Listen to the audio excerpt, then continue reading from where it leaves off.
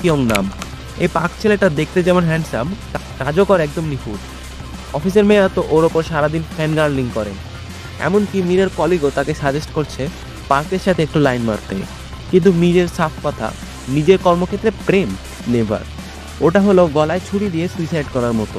মজার ব্যাপার হলো পার্ক আর মীরে দুজনেই চাচ্ছে এই ইউনসং এর প্রজেক্টটা যেন তাদের ঘাড়ে না আসে।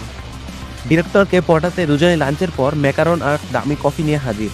সচরাচর মানুষ প্রমোশনের জন্য ফাইট করে, আর এরা ফাইট করছে যেন কাজটা অন্যজন পায়। পার্ক বলছে মীরে অনেক দক্ষ, ওর এই সুযোগটা নেওয়া উচিত। আর মীরে খোঁচা দিয়ে বলছে, আরে না, পার্কের সব প্রজেক্ট তো হিট, ওর মতো ট্যালেন্ট কেউ হয় না। মানে জাস্ট ইমাজিন, কাজ থেকে বাঁচার জন্য কি লেভেলের বিনয়। মীরে কেন এত ভয় পাচ্ছে জানো? কারণ অতীতে ও একবার এই ইউনসংকে হ্যান্ডেল করেছিল। সেই সময়টা ছিল ওর লাইফের জন্য একটা ট্রমা।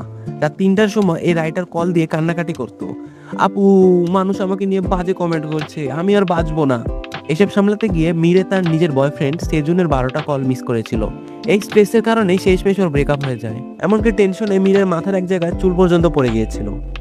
কিন্তু কপাল খারাপ হলে যা হয়, ডিরেক্টর শেষমেশ মীরের ঘাড়ে এই দায়িত্বটা চাপিয়ে দিলেন।